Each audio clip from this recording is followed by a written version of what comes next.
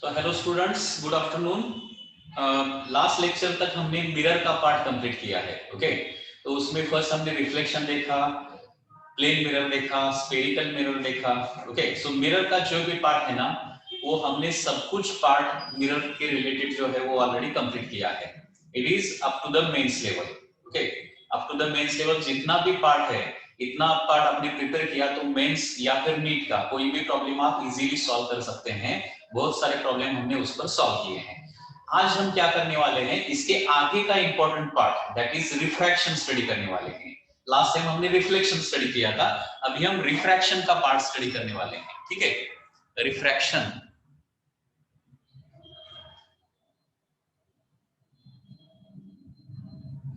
Refraction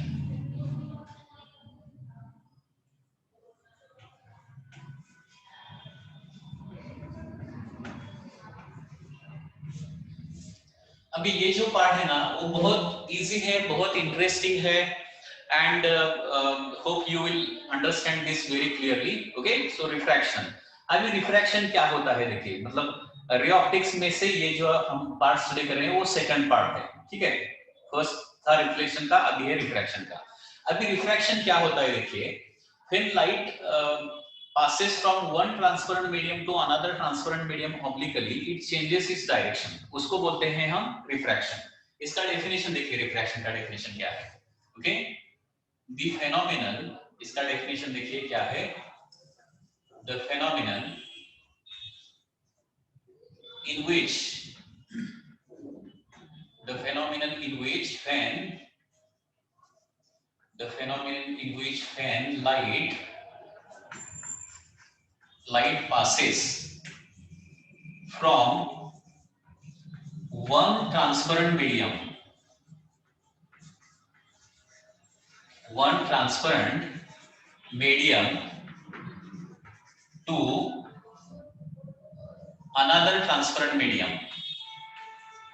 to another transparent medium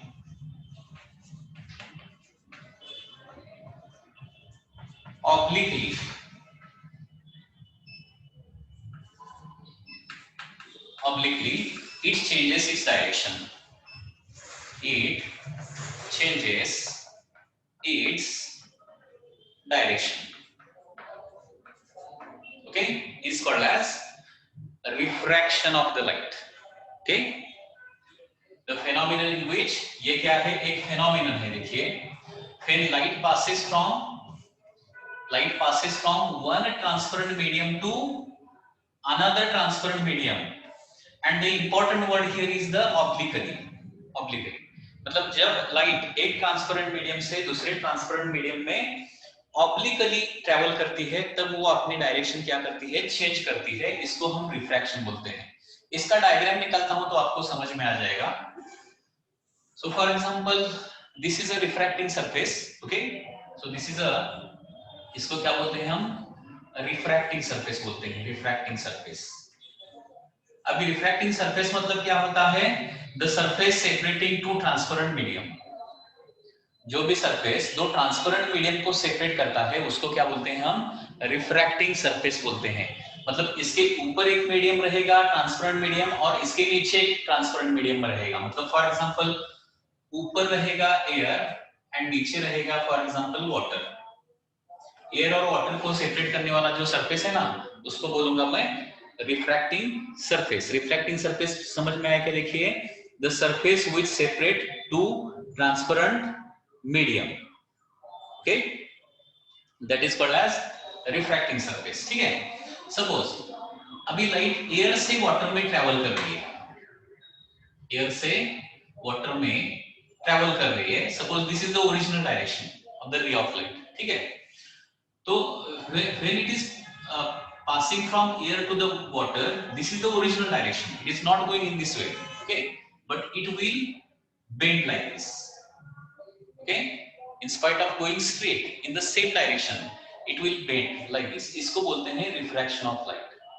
इसको क्या बोलते हैं, refraction of light। मतलब रे ऑफ लाइट या फिर लाइट क्या क्या होता है, जब एक ट्रांसपेरेंट मीडियम से दूसरे ट्रांसपेरेंट मीडियम में ट्रेवल करता है तो अपनी डायरेक्शन एज इट इज नहीं रख पाता। एज इट डायरेक्शन नहीं रख पाता, वो क्या करता है, अपनी डायरेक्शन चेंज करता है, उसको बोलते हैं refraction of light. So this phenomenon is called as refraction. लेकिन यहाँ पे कंडीशन देखिए, अगर यहाँ पे इंसिडेंस कैसा होना चाहिए, ऑब्लिक इंसिडेंस होना चाहिए, तभी रिफ्रैक्शन होता है, नहीं तो रिफ्रैक्शन नहीं होता. मतलब इसका मीनिंग क्या है देखिए, suppose once again this is a refracting surface, ये क्या है, रिफ्रैक्टिंग सरफेस है, ठीक है. यहाँ पे सपोज नॉर्मल इंसिडेंस हो गया, नॉर्मल इंसिडेंस. नॉर्मल मतलब क्या है, ये जो रिफ्रैक्टिंग सरफेस है ना, उसको एग्जैक्टली नॉर्मल इंसिडेंस हो गया, तो यहाँ पे डायरेक्शन चेंज नहीं होता, वो ऐसे ही ट्रैवल करता है. तो यहाँ पे चेंज इन डायरेक्शन नहीं हुआ है, यहाँ पे चेंज इन डायरेक्शन हुआ है. मतलब चेंज इन डायरेक्शन होने के लिए क्या होना जरूरी है, पहले तो मीडियम, एक मीडियम से दूसरे मीडियम में एक मीडियम से दूसरे मीडियम में लाइट ट्रैवल होना जरूरी है. And second thing is that incidence should be oblique, and therefore here in the definition this word is important. Okay, definition में इसीलिए ये वर्ड इंपॉर्टेंट है. जब लाइट एक मीडियम से दूसरे ट्रांसपेरेंट मीडियम में ऑब्लिकली ट्रैवल करती है, ऑब्लिकली मतलब नॉट नॉर्मल, नॉर्मल नहीं जाना चाहिए, ऑब्लिक इंसिडेंस होता है तभी चेंज इन डायरेक्शन होता है, उसको बोलते हैं हम refraction of light. Okay, this is called as refraction of light.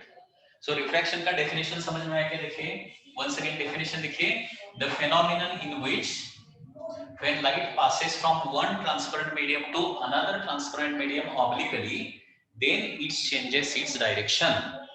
मतलब रिफ्रैक्शन होने के लिए दो ट्रांसपेरेंट मीडियम होना जरूरी है, एंड लाइट का एक मीडियम से दूसरे मीडियम में ऑब्लिक इंसिडेंस होना चाहिए, ऑब्लिकली ट्रैवल होना चाहिए, तभी रिफ्रैक्शन होता है. जब नॉर्मल इंसिडेंस होता है तब रिफ्रैक्शन नहीं होता. नॉर्मल इंसिडेंस जब होता है ना, रिफ्रैक्टिंग सरफेस पर जब नॉर्मल इंसिडेंस होता है तब रिफ्रैक्शन नहीं होता. ये तो पहले चीज ध्यान में रखिए. अभी इसके एग्जांपल्स क्या है, क्या क्या है रिफ्रैक्शन के एग्जांपल्स, एग्जांपल्स या फिर उसको हम कॉन्सिक्वेंसेस भी बोल सकते हैं. एग्जांपल्स,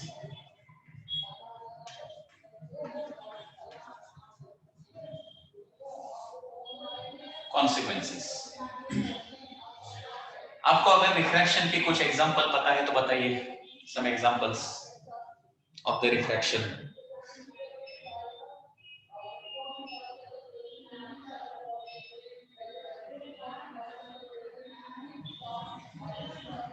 जस्ट इंसिडेंस को रिफ्रैक्शन हम नहीं बोलेंगे, ये रिफ्रैक्शन नहीं है, दिस इज ओनली रिफ्रैक्शन, ये आपको ध्यान में रखना है. नॉर्मल इंसिडेंस में रिफ्रैक्शन नहीं होता, ठीक है, ऑब्लिक इंसिडेंस में ही ओनली रिफ्रैक्शन होता है, ये आपको ध्यान में रखना है. हाँ, इसका फर्स्ट कॉन्सिक्वेंस है, when we take some water in a pot, the bottom of that water appears raised. Okay, that is one example of the refraction of the light. Okay, when a pot is filled with water, a pot is filled with water,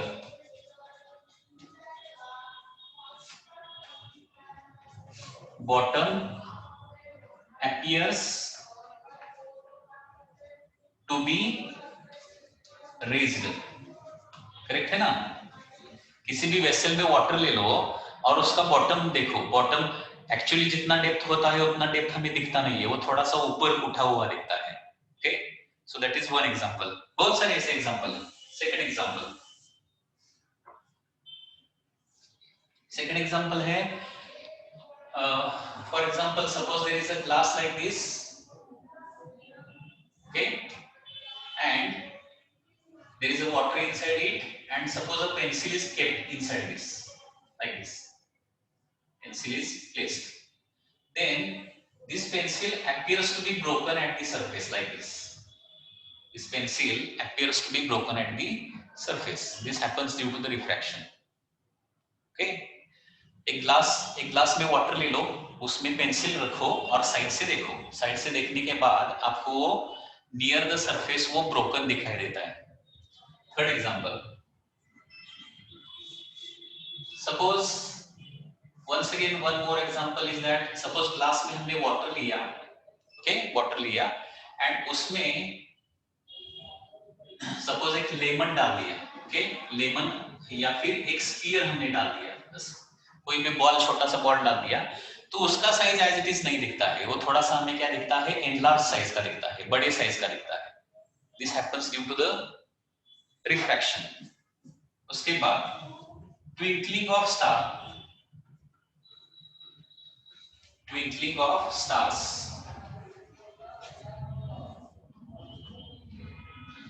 star का twinkling जो होता है वो कम ज्यादा ऐसा चमकते रहते हैं। That happens due to the change in the refractive index of the atmosphere. Atmosphere का रिफ्रैक्टिव इंडेक्स थोड़ा कम ज्यादा होता है and due to that it happens, okay.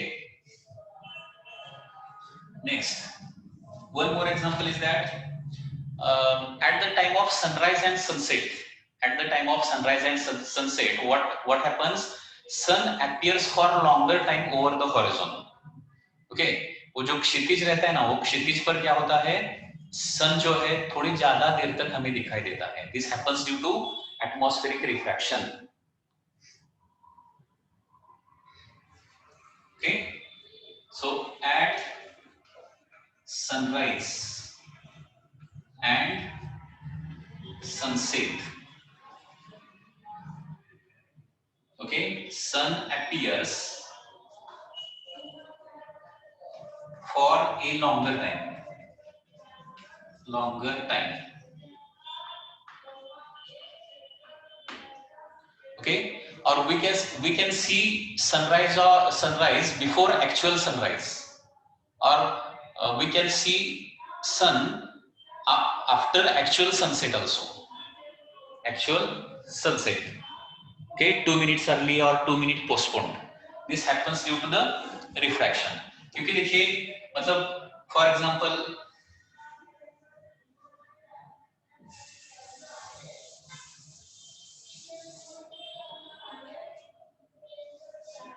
Suppose this is earth, okay, suppose यहाँ पे एक पर्सन है, here there is one person, suppose earth पर एक पर्सन है, ठीक है, एंड सपोज सन इस पोजीशन पे है, तो सन के रेज एक्चुअली अब तक इस पर्सन तक पहुंचने नहीं चाहिए, सन, क्योंकि this the sun rays which are coming from the sun are obstructed or prevented by the earth surface। अगर पर्सन यहाँ पे है, सन यहाँ पे है, तो इस पर्सन को ये सन एक्चुअली नहीं दिखना चाहिए, लेकिन ड्यू टू एटमॉस्फेरिक रिफ्रैक्शन वो दिख जाता है। मतलब एक्चुअली सनराइज अब तक नहीं हुआ है, सनराइज एक्चुअली अब तक नहीं हुआ है, फिर भी उस आदमी को वो सन ऊपर दिखाई देता है। ऐसा क्यों दिखाई देता है?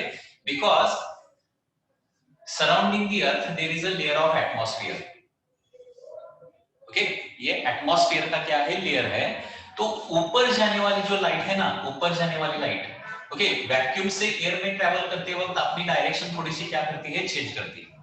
So when light is travelling from one medium to another medium, it changes its direction, and therefore what happens, the rays from the sun can reach the observer, and therefore that observer can see the sun, okay, and actually sun यहाँ पे होगा, लेकिन उस person को सन यहाँ पे ऐसा है अपीयर हो जाएगा।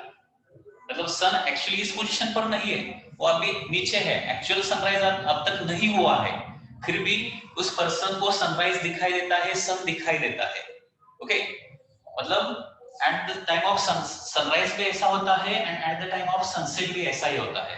मतलब एक्चुअली वो इसको बोलते हैं हॉरिजॉन, वो हॉरिजॉन से ऊपर, सन एक्चुअली हॉरिजॉन से नीचे होता है, फिर भी क्या होता है, वो पर्सन उस सन को देख सकता है। So these are some examples. Blue color of the sky, this is not example of the atmospheric refraction, refraction का example नहीं है, okay। Blue color of the sky जो है ना, वो scattering का example है, okay, that is one another phenomenon। Rainbow में भी रिफ्रैक्शन होता है, रेनबो में भी रिफ्रैक्शन होता है। So in case of rainbow also refraction takes place। Hunter can't shoot fish in the water easily, So this happens also due to the refraction of the light. Okay. So these are some consequences of the refraction. Once again consequences क्या क्या है देखिए, जब किसी भी vessel में हम जब वाटर डालते हैं तो उसका बॉटम थोड़ा सा ऊपर आया हुआ दिखाई देता है, appears to be raised. Okay, this is one example. Second is that जब ग्लास में पेंसिल रखते हैं उसमें थोड़ा सा वाटर डालते हैं और जब हम साइड से देखते हैं तो at the surface of the water the pencil appears to be broken. या फिर किसी भी ग्लास में जब हम वाटर लेते हैं उसमें लेमन डालते हैं तो लेमन का एक्चुअल साइज हमें नहीं दिखाई देता, उससे थोड़ा सा बड़ा साइज हमें दिखाई देता है. Twinkling of star is one more example of the reflection of the light. And sunrise and sunset, मतलब एक्चुअल सनराइज से पहले ही हमें सन दिखाई देता है एंड सनसेट एक्चुअली होने के बाद भी थोड़ी देर तक क्या होता है, हमें हॉरिजॉन पर सन दिखाई देता है. And this happens due to the atmospheric refraction. ऐसे बहुत सारे एग्जांपल्स हैं. ठीक है. So these are some consequences of the refraction of light. अभी आपने 10th स्टैंडर्ड तक लाइट किस तरह से बेंड होता है वो आपने स्टडी किया होगा. मतलब टुवर्ड्स नॉर्मल बेंड होता है क्या अवे फ्रॉम नॉर्मल बेंड होता है, ये पार्ट थोड़ा सा अभी हम स्टडी करने वाले हैं. ठीक है. Next part. तो वंस अगेन रिफ्रैक्शन में हमने अब तक क्या क्या पढ़ा है देखिए. हमने पहले डेफिनेशन देखा. डेफिनेशन क्या है, when light travels from one transparent medium to another transparent medium, important word is there obliquely. ठीक है. नॉर्मल इंसिडेंस में रिफ्रैक्शन नहीं होता है, ये आपको ध्यान में रखना है. रिफ्रैक्शन होने के लिए लाइट कैसे ट्रैवल करना चाहिए, ऑब्लिकली ट्रैवल करना चाहिए. ओके, इंक्लाइन ट्रैवल करना चाहिए तभी रिफ्रैक्शन होता है. नॉर्मल इंसिडेंस में रिफ्रैक्शन नहीं होता है. So once again see the definition, when light travels from one transparent medium to another transparent medium obliquely there is changes its direction. मतलब एक मीडियम से दूसरे मीडियम में जाते वक्त लाइट अपनी डायरेक्शन चेंज करती है, उसके लिए वो ऑब्लिक इंसिडेंस ही होना जरूरी है, उसको बोलते हैं रिफ्रैक्शन ऑफ लाइट. ओके. और रिफ्रैक्शन के हमने कुछ एग्जांपल्स देखे हैं अब तक. ठीक है. अभी रिफ्रैक्शन का मैं यहाँ पे एक डायग्राम निकालता हूँ. डायग्राम कैसा है देखिए.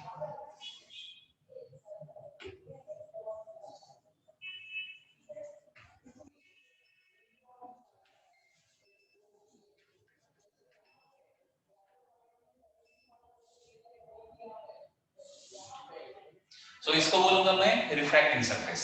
ओके.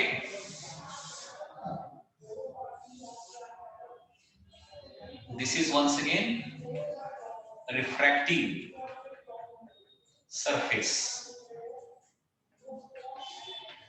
तो इसके आगे ये टर्म ठीक से आपको ध्यान में रहना चाहिए. रिफ्रैक्टिंग सरफेस मतलब क्या है, the surface which separates two transparent medium. दो ट्रांसपेरेंट मीडियम को सेपरेट करने वाला जो सरफेस होता है उसको हम बोलते हैं refracting surface. Suppose this is the incident रे. So this is your original direction of the ray of light. Okay, and this is the new direction. Okay, इसको बोलता हूं मैं नॉर्मल. ठीक है ना. तो ये हो गया आपका इंसिडेंट रे. इंसिडेंट रे ये हो गया नॉर्मल. ओके. इसको क्या बोलूंगा मैं, इसको बोलूंगा refracted ray. This is called as refracted रे.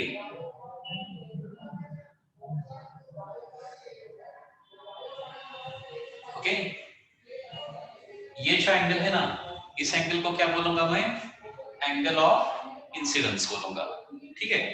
उसके बाद यहां पे जो एंगल है as it is same capital G या फिर आई जी उसको बोल सकता हूं ग्लांसिंग एंगल. ओके. इसको बोलूंगा ग्लांसिंग एंगल. दोनों का आपको रिलेशन पता है, glancing angle and angle of incidence. Glancing angle plus angle of incidence is always equal to कितना रहता है, 90 degree. I plus I G is equal to 90 degree. ठीक है. तो यहाँ पे ये जो एंगल है ना, इसको क्या बोलूंगा मैं, बताइए. इसको क्या बोलूंगा, small R. That is angle of refraction बोलूंगा. एंड ये जो है ना, इस एंगल को क्या बोलूंगा बताइए? What is this angle is called as?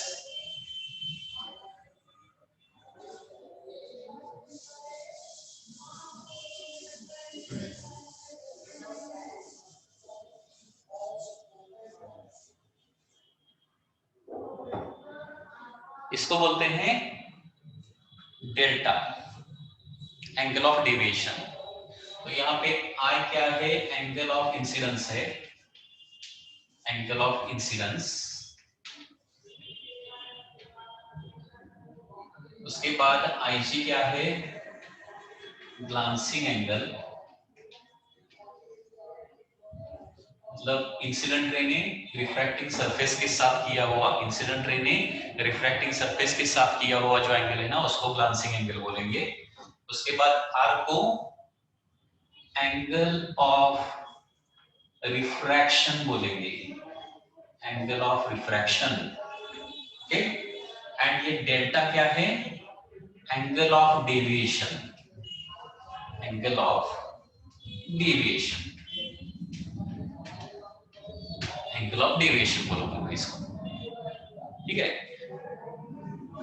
Angle of deviation मतलब angle through which incident ray changes its direction, क्योंकि ओरिजिनल डायरेक्शन तो इस तरह से रहा, फाइनल डायरेक्शन यहां तक है, तो by this much amount direction has changed. Okay, angle of deviation मतलब एंगल ऑफ डेविएशन हमने रिफ्लेक्शन में स्टडी किया है, वो अलग एंगल है एंगल ऑफ डेविएशन। यहाँ का एंगल ऑफ डेविएशन डिफरेंट रहेगा, ठीक है। रिफ्लेक्शन में डेल्टा का फॉर्मूला क्या था बताइए? रिफ्लेक्शन में एंगल ऑफ डेविएशन का फॉर्मूला देखिए, एंगल ऑफ डेविएशन के बहुत सारे फॉर्मूले हैं। आगे जैसे हम जाएंगे, रिफ्लेक्शन में एंगल ऑफ डेविएशन, रिफ्रैक्शन में एंगल ऑफ डेविएशन, उसके बाद प्रिज्म में एंगल ऑफ डेविएशन, लेंस में एंगल ऑफ डेविएशन, बहुत सारे एंगल ऑफ डेविएशन है। ओके, अब तक हमने रिफ्लेक्शन में एंगल ऑफ डेविएशन देखा है, एंड अभी हम रिफ्रैक्शन का एंगल ऑफ डेविएशन स्टडी कर रहे हैं, ठीक है। तो रिफ्लेक्शन में हमने देखा था, क्योंकि ये आपको पता होना चाहिए, हर बार एंगल ऑफ डेविएशन मतलब 2 टाइम्स आईजी, ऐसा ध्यान में नहीं रखना है, करेक्ट है ना। एंगल ऑफ डेविएशन का ये एक फॉर्मूला हमने स्टडी किया है, कौन सा? 2 times IG, 2 times glancing angle, angle of deviation. लेकिन वो कहां पे यूज होगा वो फॉर्मूला? रिफ्लेक्शन में ओनली, रिफ्रैक्शन में नहीं यूज करना है वो। ओके, सो रिफ्रैक्शन में एंगल ऑफ डेविएशन डेल्टा का फॉर्मूला अलग रहेगा। ओके, अभी मुझे फ्रॉम दिस डायग्राम बताइए, एंगल ऑफ डेविएशन का फॉर्मूला क्या आ जाएगा फ्रॉम दिस डायग्राम?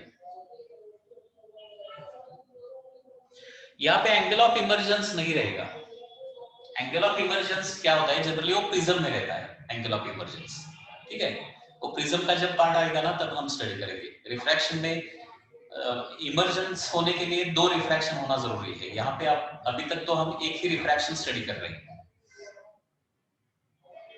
हाँ, तो यहाँ पे देखिए, ये जो एंगल है ना, टोटल एंगल ऑफ इंसिडेंस है, एंड ये भी क्या है? ये दोनों अपोजिट एंगल है ना, जितना आई उतना ही ये होगा, मतलब I is equal to R plus delta हो जाएगा, opposite angles. I is equal to, ये टोटल एंगल हो जाएगा, क्योंकि इस तरह से ये अपोजिट एंगल, जितना इधर एंगल रहता है उतना इधर एंगल रहता है ना। तो यहाँ पे तो आई है, एंड यहाँ पे ऐसा 2 पार्ट में डिवाइड किया है, यहाँ पे आर है, यहाँ पे डेल्टा है, तो I is equal to R plus delta. So angle of deviation का फॉर्मूला आता है I minus R. So angle of deviation का फॉर्मूला आई माइनस आर रहेगा, या फिर आर माइनस आई भी हो सकता है, आर माइनस आई। वो लाइट कैसे बेंड करता है उस पर डिपेंड रहता है। Angle of deviation is equal to I minus R रह सकता है, या फिर आर माइनस आई रह सकता है। ओके, फॉर एग्जांपल देखिए, इसके लिए आपको ये समझना जरूरी है कि लाइट कैसे बेंड होता है, how the light bends. Okay,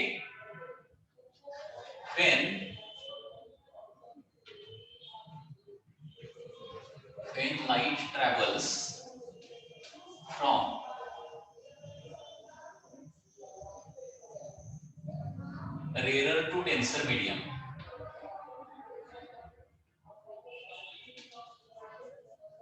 इसके लिए ये चीज आपको ध्यान में रखना पड़ेगा, this is very important thing.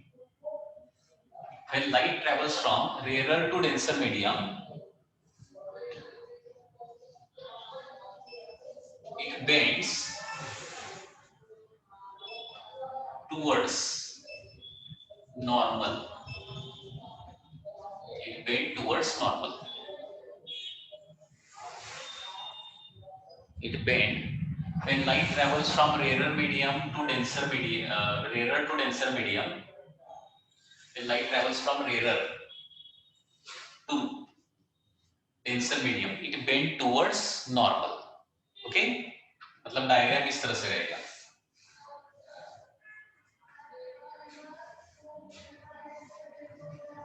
ये तो ओरिजिनल डायरेक्शन है ना, ओरिजिनल। तो रे कैसा बेंड कर रहा है? Towards normal, because this is normal ना, दिस इज नॉर्मल। ठीक है, तो यहाँ पे ऊपर वाला मीडियम जो रहेगा रेयर मीडियम रहेगा, एंड नीचे वाला मीडियम जो रहेगा ना वो डेंसर मीडियम रहेगा। ठीक है, and when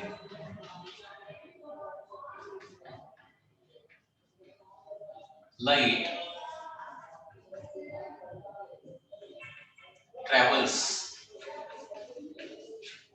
from denser to rarer, denser to rarer, it bends away from normal.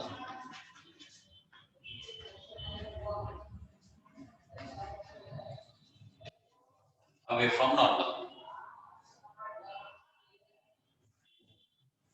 Okay, मतलब इसका डायग्राम निकालने के लिए यहाँ पे देखिए इस तरह से हो जाएगा। तो यहाँ पे डेंसर मीडियम, यहाँ पे रेयर मीडियम सपोज है। Okay, this is normal, suppose this is the incident ray, ये तो उसका ओरिजिनल डायरेक्शन हो गया, this is the original direction. और this will bend away from the normal like this. ये नॉर्मल है ना, यहाँ पे नॉर्मल, नॉर्मल से दूर जाएगा रे। ओके, ये तो ओरिजिनल डायरेक्शन है, नॉर्मल से दूर मतलब इधर बेंड होगा, अवे फ्रॉम नॉर्मल। ओके, तो यहाँ पे देखिए this is angle of incidence, यहाँ पे ये एंगल ऑफ रिफ्रैक्शन, यहाँ पे ये एंगल ऑफ इंसिडेंस, एंड यहाँ पे ये एंगल ऑफ रिफ्रैक्शन। ठीक है, करेक्ट है ना। तो यहाँ पे कौन सा एंगल, मतलब यहाँ पे कौन सा एंगल ज्यादा है बताइए मुझे। When light travels from rarer to denser medium, angle कौन सा ज्यादा है? एंगल ऑफ इंसिडेंस ज्यादा है, एंगल ऑफ रिफ्रैक्शन कम है। तो यहाँ पे एंगल ऑफ डेविएशन का फॉर्मूला क्या आ जाएगा? Delta is equal to angle of incidence minus angle of refraction आ जाएगा। एंड यहाँ पे एंगल ऑफ डेविएशन का फॉर्मूला, यहाँ पे आर ज्यादा है, आई कम है, तो R minus I angle of deviation.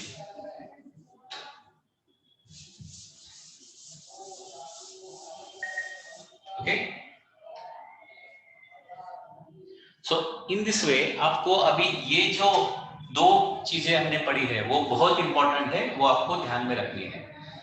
When light from denser to rarer, it bends away, and rarer to denser, it bends towards normal. Okay? यहाँ पे आपको एक ही चीज ध्यान में रखनी है, कौन सी? वो चीज क्या है? रेयर मीडियम में हमेशा एंगल ज्यादा रहता है, डेंसर मीडियम में एंगल हमेशा कम रहता है। दोनों डायग्राम देखिए ना, यहाँ पे देखिए ये रेयर मीडियम है ऊपर, नीचे डेंसर मीडियम है। Angle of incidence, angle of refraction छोड़ दो, अभी ये थिंक करो कि कौन से मीडियम में एंगल ज्यादा होगा। ओके, तो रेयर मीडियम में एंगल ज्यादा रहता है, डेंसर मीडियम में एंगल क्या होता है? कम रहता है। ये डायग्राम देखो या फिर ये भी डायग्राम देखो, ये आपने ध्यान में रखा ना तो जनरली प्रॉब्लम नहीं आता है। डेंसर मीडियम में कम, रेयर मीडियम में ज्यादा। ओके, जब लाइट एक मीडियम से दूसरे मीडियम में जाते हैं तो डायरेक्शन तो चेंज करेगी, डायरेक्शन चेंज करेगी मतलब एक मीडियम में एंगल थोड़ा सा आपको ज्यादा दिखेगा, दूसरे मीडियम में एंगल आपको थोड़ा सा कम दिखेगा। तो कौन से मीडियम में हमेशा एंगल ज्यादा होता है? रेयरर मीडियम में ही एंगल ज्यादा होता है, डेंसर मीडियम में एंगल कम होता है। ये आपको ध्यान में रखना है, ठीक है। अभी रिफ्रैक्शन में लाइट बेंड क्यों होती है? Why does this happens? मतलब लाइट अपनी डायरेक्शन मतलब वो जब ऑब्लिकली जाती है तो रिफ्रैक्शन में लाइट क्यों चेंज करती है? क्योंकि light has a different velocity in different medium. Light का वेलोसिटी डिफरेंट मीडियम में डिफरेंट होता है due to change in velocity. उसका एक एग्जांपल देता हूं तो आपको समझ में आ जाएगा लाइट क्यों डायरेक्शन अपना चेंज करती है। देखिए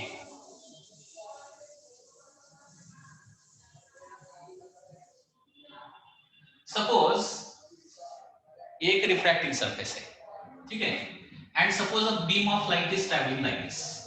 बीम ऑफ लाइट, ये बीम ऑफ लाइट है, ट्रैवल कर रहा है, ओके।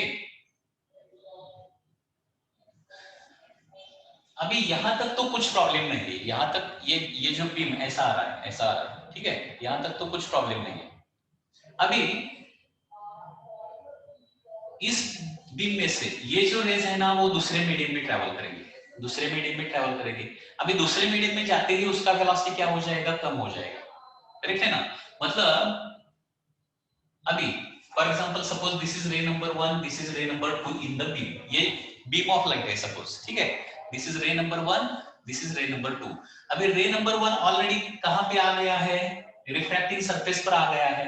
इसके बाद रे नंबर 1 क्या करने वाला है? इसके बाद दूसरे मीडियम में जाने वाला है। अभी दूसरे मीडियम में वेलोसिटी क्या रहती है? सेम नहीं रहती ना, थोड़ी सी कम। फॉर एग्जांपल ऊपर वाला क्या है? सपोज रेयर मीडियम है, एंड नीचे वाला क्या है? सपोज डेंसर मीडियम है।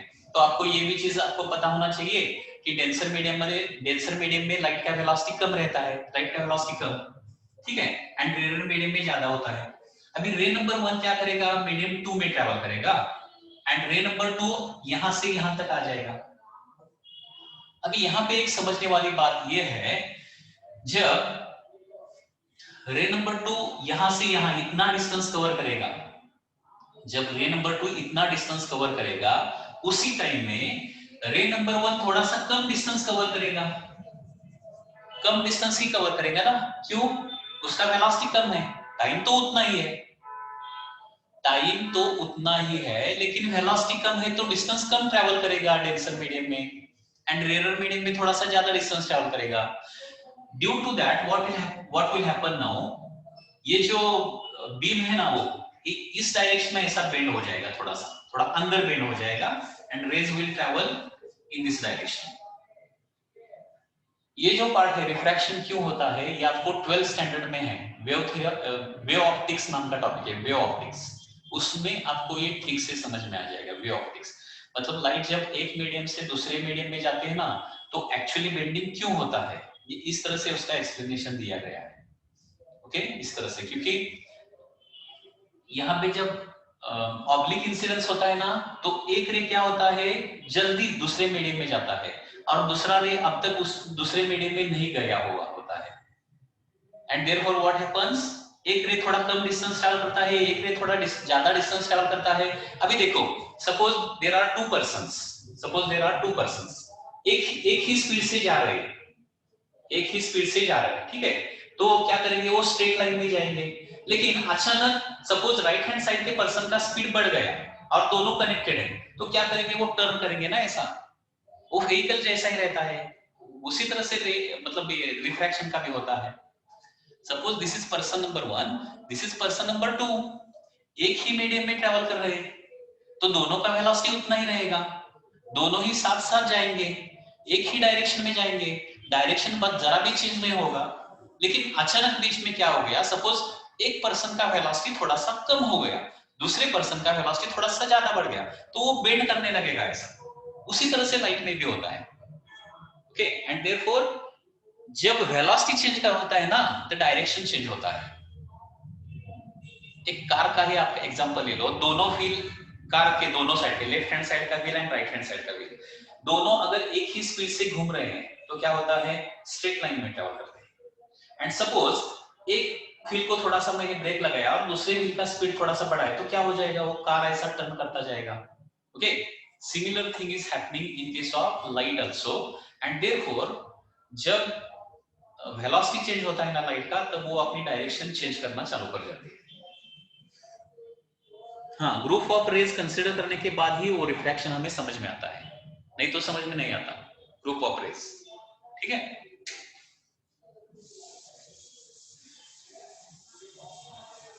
तो अब तक आपको इतना ही ध्यान में रखना है, रिफ्रैक्शन में लाइट अपना डायरेक्शन क्यों चेंज करता है, उसका करेक्ट आंसर क्या रहेगा। एक मीडियम में वेलोसिटी डिफरेंट रहता है, दूसरे मीडियम में उसका वेलोसिटी डिफरेंट रहता है। ओके, सो as velocity changes then only direction changes, अगर velocity change नहीं होता तो direction change नहीं होता। okay, so basic reason behind the refraction is light has different velocity in different medium, light का velocity different medium में different होता है।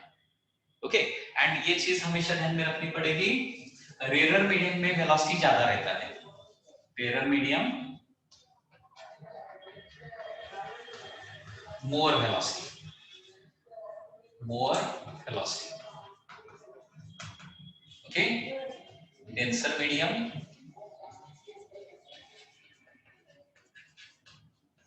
less velocity.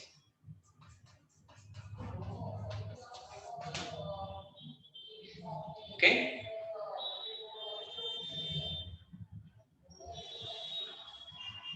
in denser medium क्या रहेगा, लाइट का वेलोसिटी रेयर मीडियम में क्या रहेगा, लाइट का वेलोसिटी ज्यादा रहेगा एंड डेंसर मीडियम में कम रहेगा। इसके कुछ नंबर भी आपको ध्यान में रखने पड़ेंगे, for example like this. In vacuum velocity in vacuum कितना रहता है, 3 × 10⁸ मीटर पर सेकंड रहता है। ओके, अप्रोक्सीमेटली उतना ही हम एयर में भी लेते हैं, वैक्यूम एंड एयर। ठीक है, इन ग्लास,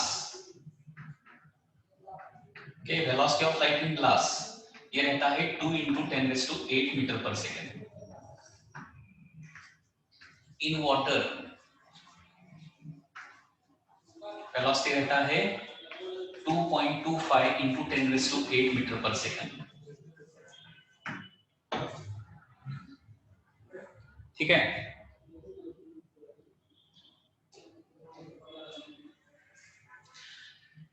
यहां पे जैसे एंगल का है ना वैसे ही वेलोसिटी का है। यहां पे देखिए एंगल कहां पे ज्यादा है, रेयर मीडियम में एंगल ज्यादा है, तो क्या हो जाएगा, वेलोसिटी भी रेयर मीडियम में ज्यादा रहेगा। डेंसर मीडियम में एंगल क्या रहता है, डेंसर मीडियम में एंगल कम रहता है। डेंसर मीडियम में एंगल क्या रहता है, डेंसर मीडियम में एंगल कम रहता है, रेयर मीडियम में एंगल ज्यादा रहता है। उसी तरह से वेलोसिटी भी क्या होता है, ज्यादा रहता है। ओके, तो ये कुछ वैल्यूज है वो भी आपको ध्यान में रखनी पड़ेगी। लाइट का वेलोसिटी सबसे ज्यादा कहां पे रहता है, तो ये आपको हमेशा ध्यान में रखना पड़ेगा। लाइट का वेलोसिटी सबसे ज्यादा वैक्यूम में रहता है, 3 × 10⁸ मीटर पर सेकंड रहता है, सबसे ज्यादा हाईएस्ट। ओके, यूनिवर्स में किसी भी ऑब्जेक्ट का वेलोसिटी इससे ज्यादा नहीं होता। This is the maximum velocity in the universe according to Einstein. Okay, 3 × 10⁸ meter per second. Okay, light का वेलोसिटी ग्लास में कम है, 2 × 10⁸ मीटर पर सेकंड है, वाटर में 2.25 × 10⁸ है, डायमंड में उससे भी कम है, डायमंड में लाइट का वेलोसिटी और भी कम है। ठीक है, मतलब लाइट डेंसर मीडियम में जब जाते हैं ना तो उसका वेलोसिटी डेंसर मीडियम में जाने के बाद कम होता है।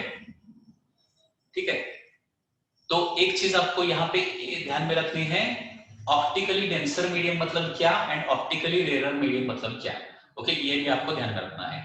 ऑप्टिकली डेंसर मीडियम मतलब कौन सा मीडियम, जिसमें लाइट का वेलोसिटी कम रहता है उसको हम ऑप्टिकली डेंसर मीडियम बोलते हैं। ओके, जिसमें लाइट का वेलोसिटी कम रहता है उसको ऑप्टिकली डेंसर मीडियम बोलेंगे, एंड जिसमें लाइट का वेलोसिटी ज्यादा रहता है उसको हम ऑप्टिकली रेयर मीडियम बोलते हैं। लेकिन ये साउंड, अभी एक चीज है वो वेरी इंपॉर्टेंट चीज है, साउंड और लाइट में थोड़ा अपोजिट है, आपको शायद पता होगा। आप मुझे बता सकते हैं साउंड का वेलोसिटी, मुझे बताइए एयर में ज्यादा है या फिर वाटर में ज्यादा है साउंड का वेलोसिटी। एयर में ज्यादा है या फिर वाटर में ज्यादा है, बताइए थोड़ा सा। साउंड का वेलोसिटी वाटर में ज्यादा है एंड सॉलिड में उससे भी ज्यादा है, करेक्ट है ना। एंड लाइट का वेलोसिटी, लाइट का कहां पे ज्यादा है बताइए, एयर में ज्यादा है या वाटर में ज्यादा है? एयर में ज्यादा है, करेक्ट है ना। मतलब साउंड और लाइट का एग्जैक्टली अपोजिट है, इसीलिए यहाँ पे ऑप्टिकली वर्ड मैंने यूज किया है, ऑप्टिकली डेंसर। ऑप्टिकली डेंसर मतलब जिसमें लाइट का वेलोसिटी कम रहता है, उसको हम ऑप्टिकली डेंसर मीडियम बोलते हैं, ठीक है। ओके, मतलब यहां पे सपोज मैंने ऐसा क्वेश्चन आपको पूछा, क्वेश्चन देखिए, air and water, air and water, ये दो मीडियम यहां पे है। ओके, मैं क्वेश्चन क्या पूछ रहा हूं देखिए, इसका आंसर ठीक से दीजिए। ओके, यहाँ पे दो मीडियम है, एक है एयर, दूसरा है वाटर। तो यहाँ पे कौन सा मीडियम डेंसर है, दैट इज माय क्वेश्चन। कौन सा मीडियम डेंसर है?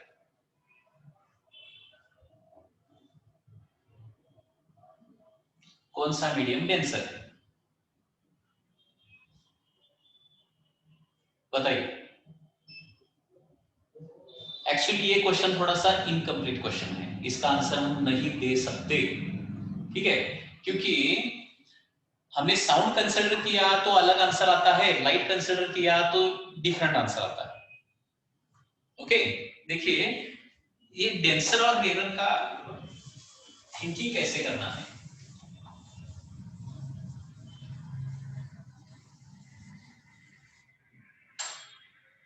देखिए, वेलोसिटी लेस, वेलोसिटी लेस उसको बोलते हैं denser, and velocity more, velocity more उसको बोलते हैं रेयर। अभी आप मुझे बताइए, एयर एंड वाटर में डेंसर कौन है, रेयर कौन है? जहां पे वेलोसिटी लेस रहेगा उसको डेंसर मीडियम बोलेंगे, जहां पे वेलोसिटी ज्यादा रहेगा उसको रेयर मीडियम बोलेंगे। फॉर एग्जांपल एयर,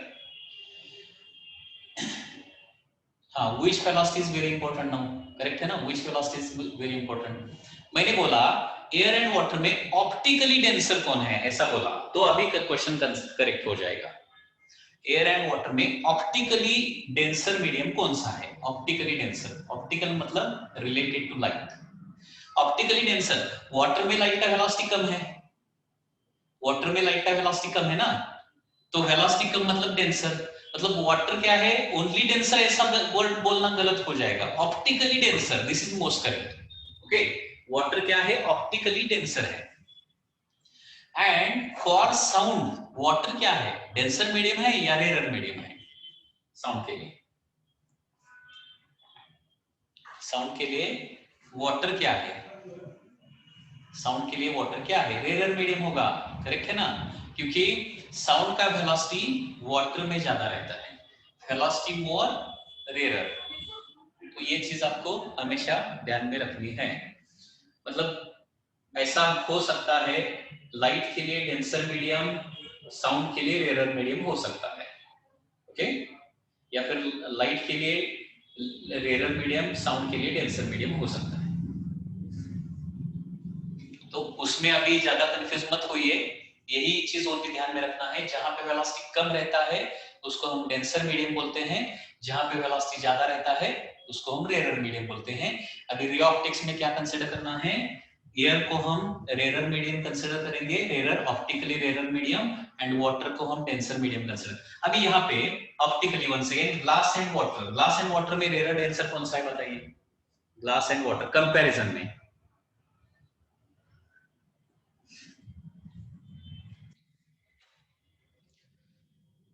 साउंड और लाइट के लिए डिफरेंट ऐसा क्यों है, क्योंकि वो दो टाइप ऑफ वेव जो है ना वो कंप्लीटली डिफरेंट है, उनका प्रॉपर्टीज डिफरेंट है। ओके, फॉर्मूला फॉर, एक तो इलेक्ट्रोमैग्नेटिक वेव है एंड दूसरा मैकेनिकल वेव है, therefore it happens like that. Glass and water, इसमें से रेयर मीडियम कौन सा, डेंसर मीडियम कौन सा? ऑप्टिकली, अभी साउंड का भूल जाइए, लाइट के बारे में अभी सोचिए। ग्लास एंड वाटर में ग्लास क्या रहेगा? ग्लास क्या रहेगा? डेंसर रहेगा कि रेयर रहेगा? ग्लास एंड वाटर के कंपैरिजन में ग्लास, जिसमें वेलोसिटी, ये वेलोसिटी कम है या ज्यादा है? दोनों का वेलोसिटी कंपेयर कीजिए ना। ग्लास का वेलोसिटी कम है तो ग्लास डेंसर मीडियम होता है, glass is a denser and water is a rare medium. जिसमें वेलोसिटी ज्यादा, ओके, वो रेयर मीडियम कंसिडर करना है, water is a rare medium. और कुछ एग्जांपल देता हूं। Suppose velocity in ice, velocity in ice is suppose 2.1 into 10 raised to 8 meter per 2.3 into 10 raised to 8 meter per second।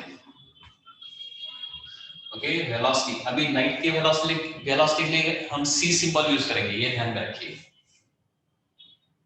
उसके बाद डायमंड,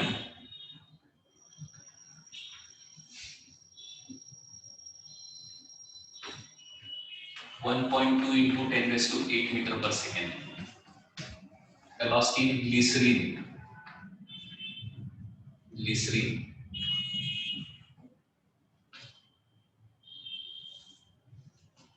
2.2 into 10 raised to 8 है। Velocity in water 2.25 into 10 raised to 8 है meter per second. So these are the velocities in different medium, ठीक है। अभी आप मुझे बताइए, डायमंड और वाटर में डेंसर कौन सा है? डायमंड वाटर, जो एग्जांपल देता हूं उसका आंसर दीजिए। डायमंड एंड वाटर में डेंसर कौन सा? यहाँ पे सिद्धेश, ये चीज ध्यान में रखो, ये यहाँ पे डेंसिटी बेस्ड ऑन मीडियम नहीं रहता है, ठीक है। यहाँ पे बेस्ड ऑन वेलोसिटी रहता है। तो यहाँ पे ऐसा मतलब उसका डेंसिटी ज्यादा है तो उसको डेंसर बोलेंगे, ऐसा हम नहीं सोचते हैं। Okay, related to velocity, denser medium या फिर एरर मीडियम किस पर डिपेंडेंट रहेगा? वेलोसिटी पर डिपेंडेंट रहेगा। जहां पे वेलोसिटी ज्यादा वो रेयर, ओके, जहां पे वेलोसिटी ज्यादा वो रेयर मीडियम, ये ध्यान में रखना है। हाँ, डायमंड एंड वाटर में डेंसर कौन सा बताइए? डेंसर डायमंड, ठीक है। आइस और ग्लिसरीन में, आइस एंड ग्लिसरीन में डेंसर कौन सा है? आइस एंड ग्लिसरीन में, आइस एंड ग्लिसरीन में डेंसर कौन सा है? ग्लिसरीन। डेंसर मतलब कम वेलोसिटी, डेंसर मतलब कम, डेंसर मतलब कम, ये ध्यान में रखिए। डेंसर मतलब वेलोसिटी कम, जहां पे वेलोसिटी कम है ना वो डेंसर मीडियम, जहां पे वेलोसिटी कम डेंसर मीडियम, वेलोसिटी कम डेंसर मीडियम, ये ध्यान में रखिए। वेलोसिटी कम उसको हम डेंसर बोलते हैं, वेलोसिटी ज्यादा उसको rare, velocity more rare medium, velocity less denser medium, velocity less optically denser medium. Okay, so denser medium या फिर रेयर मीडियम, वो मटेरियल का डेंसिटी उस पर हम थिंक नहीं कर रहे हैं, ये चीज आप ध्यान में रखिए। लाइट का वेलोसिटी कहाँ पे ज्यादा है या फिर कहाँ पे कम है उस पर ही डिपेंडेंट है, ठीक है। जहां पे लाइट का वेलोसिटी ज्यादा है रेयर मीडियम, वेलोसिटी ज्यादा रेयर मीडियम, वेलोसिटी ज्यादा रेयर मीडियम, वेलोसिटी कम डेंसर मीडियम, वेलोसिटी कम डेंसर मीडियम, ये ध्यान में रखना है। वेलोसिटी कम डेंसर मीडियम, ओके। तो इन चारों में से सबसे ज्यादा डेंसर मीडियम कौन है? सबसे ज्यादा denser medium, optically denser medium सबसे ज्यादा कौन सा है? डायमंड, ठीक है। एंड सबसे कम डेंसर कौन सा है यहाँ पे? सबसे कम मतलब रेयर मीडियम, इसमें सबसे ज्यादा रेयर मीडियम कौन सा है? सबसे ज्यादा वेलोसिटी इसमें वाटर में है,